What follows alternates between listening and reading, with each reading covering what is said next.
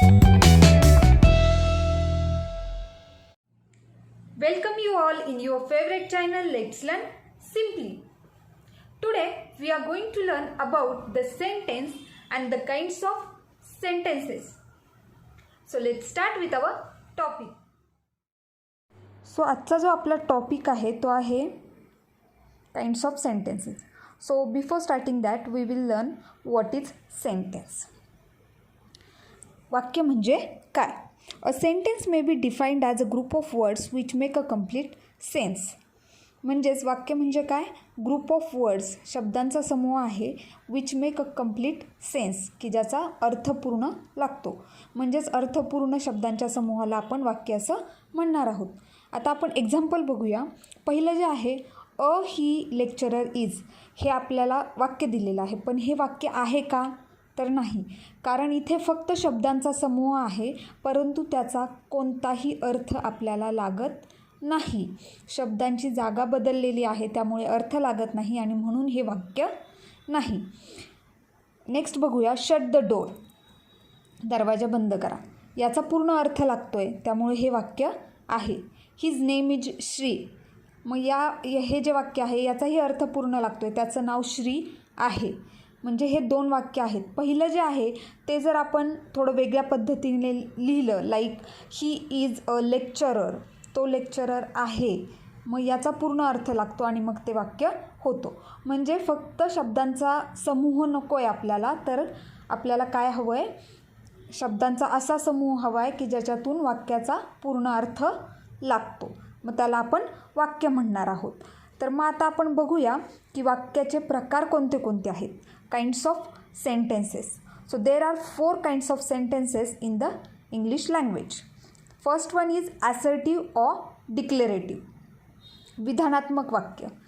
Then इम्पॅरेटिव्ह, आज्ञार्थी वाक्य. Third number exclamatory sentence, म्हणजेच उद्गारवाचक वाक्य. आणि फोर्थ नंबर इंट्रोगेटिव्ह सेंटेन्स, म्हणजेच प्रश्नार्थक वाक्य. The first kind of sentence is assertive sentence and it is called as declarative sentence also. So we'll see the definition. A sentence which state or assert or declare something is called as assertive or declarative sentence. म्हणजेच असं वाक्य की ज्यामध्ये काहीतरी आपल्याला विधान केलेलं आहे, कोणती तरी गोष्ट सांगितलेली आहे किंवा कोणती तरी गोष्ट डिक्लेअर केलेली आहे, त्या वाक्याला आपण काय म्हणणार आहोत?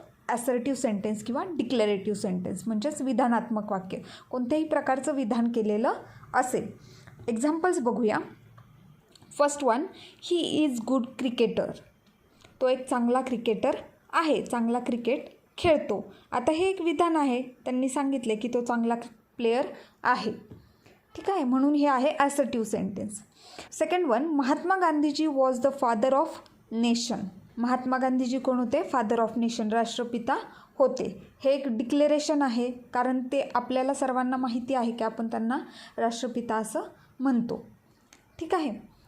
Third number, her name is Payal, तिचं नाव पायल आहे. स्टेटमेंट आहे, साधं एक विधान केलेलं आहे. Fourth one, when I came here he was sleeping, जेव्हा मी इथे आलो किंवा आले तेव्हा तो झोपलेला होता. म्हणजेच हेही विधान आहे, एक सांगितलं आहे की मी आलो पण तो झोपलेला होता. Fifth one, if you study well you get success in exam, जर तू अभ्यास केला तर तुला एक्झाममध्ये यश मिळेल. हे पण काय केलं आहे? विधान केलेलं आहे. मग आता आपण या एक्झाम्पल्समध्ये बघितलं की विधानात्मक वाक्य म्हणजेच असर्टिव्ह किंवा डिक्लेरेटिव्ह सेंटेन्स म्हणजे काय आहे? त्यामध्ये कोणत्याही गोष्टीची माहिती दिलेली असते, असर्ट केलेलं असतं किंवा डिक्लेअर केलेली असते एखादी गोष्ट, एखादं विधान सांगितलेलं असतं. मग असर्टिव्ह सेंटेन्स किंवा डिक्लेरेटिव्ह सेंटेन्स ओळखायची महत्त्वाची खूण कोणती आहे? वाक्य जे आहे ते शक्यतो कर्त्याने स्टार्ट होतं आणि वाक्याच्या शेवटी फुल स्टॉप असतो. हे आहे assertive sentence. Next one is imperative sentence. A sentence which expresses a command, a request or a wish is called an imperative sentence. म्हणजेच असं वाक्य की ज्यामधून आपल्याला असं समजते की ती काय आहे? एखादी कमांड दिलेली आहे, आज्ञा दिलेली आहे, रिक्वेस्ट केलेली आहे म्हणजेच विनंती केलेली आहे, किंवा विश एखादी इच्छा बोलून दाखवलेली आहे. मग अशा प्रकारचं जेव्हा वाक्य असेल ते कोणतं असेल? इम्पॅरेटिव्ह सेंटेन्स असेल, ज्याला मराठीमध्ये आज्ञार्थक वाक्य असं म्हणतात. कमांड म्हणजेच आज्ञा दिलेली असेल, विनंती केलेली असेल किंवा एखादी इच्छा बोलून दाखवलेली असेल. For example, open the door. Open the door. आता ही काय आहे? आज्ञा केली आहे, कोणाला तरी सांगितलं की दरवाजा उघड. Second number, please get me a glass. मग कोणाला तरी रिक्वेस्ट केली आहे. प्लीज हा जो शब्द आहे तो आपल्याला सांगतो की कोणाला तरी रिक्वेस्ट केली आहे की मला एक ग्लास दे. मग तो रिकामा असेल किंवा पाण्याने भरलेला असेल, पण मला एक glass they please. Third number, may God bless you. आता इथे काय केली आहे? विश आहे, इच्छा व्यक्त केली आहे की देव तुझं भलं करो म्हणून. Question number 4, please read carefully. आता इथे एक रिक्वेस्ट आहे की प्लीज जे काही तुम्ही वाचताय आत्ता ते व्यवस्थित वाचा, लक्षपूर्वक वाचा. Example 5, God help me. इथे विश आहे की गॉडला म्हणतोय आपण की मला मदत कर. मग या प्रकारे आपण बघितलं की इम्पॅरेटिव्ह सेंटेन्स जे आहे त्यामध्ये आपण काय करतो आहे? एकतर कमांड देतो आहे, रिक्वेस्ट करतो किंवा विश असते. मग या तीनपैकी जेव्हा कोणतंही असेल ते कोणतं वाक्य असणार आहे? इम्पॅरेटिव्ह सेंटेन्स असणार आहे. कमांड असेल किंवा रिक्वेस्टिंग वर्ड असेल प्लीज, किंवा एखादी विश बोलून दाखवलेली असेल. ठीक आहे. Third kind of sentence is exclamatory sentence. A sentence which expresses a sudden and strong feeling is called an exclamatory sentence. म्हणजे त्याचा अर्थ काय होतो? असं वाक्य की ज्यामध्ये सडन आणि स्ट्रॉंग फिलिंग सांगितलेली आहे किंवा दाखवलेली आहे.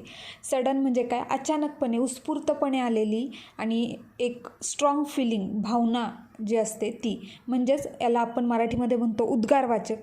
म्हणजेच एखादी गोष्ट पाहिल्यानंतर आपल्या तोंडातून निघालेले जे उद्गार असतील, जे शब्द असतील, ते काय असणार आहे? आपलं उद्गारवाचक वाक्य, किंवा ज्यालाच इंग्लिशमध्ये आपण एक्सक्लेमेटरी सेंटेन्स असं म्हणतो. विथ एक्झाम्पल बघूया. First one, what a fool he is. आता इथे काय सांगितलं? What a fool he is. किती मूर्ख आहे तो. म्हणजे कदाचित त्या मुलाने किंवा त्या माणसाने काहीतरी चूक केली असेल आणि म्हणून असं म्हटलं जातं आहे. मग इथे आपल्याला कळतं आहे की ही एक फिलिंग आहे, एक उद्गार आलं आहे तोंडातून ती सिच्युएशन बघून, म्हणून हे आहे उद्गारवाचक वाक्य म्हणजेच exclamatory sentence. Second one, how beautiful she is. एका मुलीला बघून आलेले हे उद्गार आहेत, फिलिंग्ज आहेत. किती सुंदर आहे. How lovely the flowers are. फुलांना बघून आलेले काय आहेत? ह्या सडन फिलिंग्स आहेत. What a hair she has. एखाद्या मुलीचे लांब केस बघितल्यानंतर अशा प्रकारचे शब्द आपण बोलतो. हे एक उद्गार आहेत. ठीक आहे. How clever she is. ती किती हुशार आहे. मग हे जे वाक्य आहे त्यामधून आपल्याला हे समजतं आहे की या प्रत्येक वाक्यामधून आपण काय केलेलं आहे? आपल्यासमोर काहीतरी सिच्युएशन होती, कोणती तरी गोष्ट होती, आणि ती गोष्ट बघितल्यानंतर आपल्या तोंडातून निघालेले हे काय आहेत? उद्गार आहेत किंवा शब्द आहेत किंवा भावना आहेत. आणि म्हणून याला काय म्हटलं जातं? एक्सक्लेमेटरी सेंटेन्स म्हणजेच उद्गारवाचक वाक्य. मग उद्गारवाचक वाक्य जर आपल्याला ओळखायचं असेल तर त्याच्या 2 महत्त्वाच्या खुणा आहेत. पहिली म्हणजे उद्गारवाचक वाक्याचीच म्हणजे एक्सक्लेमेटरी सेंटेन्सची सुरुवात व्हॉट किंवा हाऊ या 2 शब्दांनी झालेली असते. एकतर व्हॉट असेल किंवा हाऊ असेल, आणि वाक्याच्या शेवटी उद्गारवाचक चिन्ह असतं. आपण जे एक्झाम्पल्स दिले त्या वाक्याच्या प्रत्येक शेवटी एक चिन्ह दिलेलं आहे, तेच आहे आपलं एक्सक्लेमेटरी मार्क. आणि त्याच्यावरून आपल्याला समजतं की हे जे सेंटेन्स आहे ते एक्सक्लेमेटरी सेंटेन्स आहे. समजलं हे?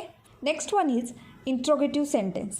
अ sentence which asks us a question is called an interrogative sentence.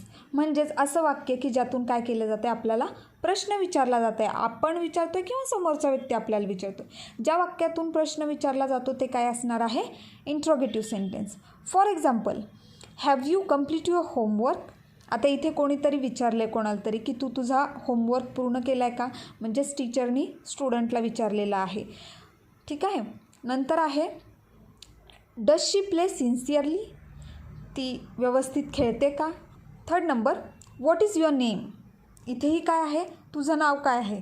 म्हणजेच प्रश्न विचारलेला आहे. Fourth number, can I use your pen. कोणीतरी परमिशन मागते की मी तुझा पेन यूज करू शकतो का? Next, what are you doing? तू काय करत आहेस? म्हणजे हे जे सेंटेन्सेस आपण बघितले, या सेंटेन्समध्ये काय आहे, प्रत्येक सेंटेन्समध्ये काहीतरी विचारलं गेलेलं आहे कोणत्या तरी व्यक्तीला, आणि म्हणून हे सर्व काय आहेत, प्रश्न आहेत. हे काय आहेत, इंट्रॉगेटिव्ह सेंटेन्सेस आहेत.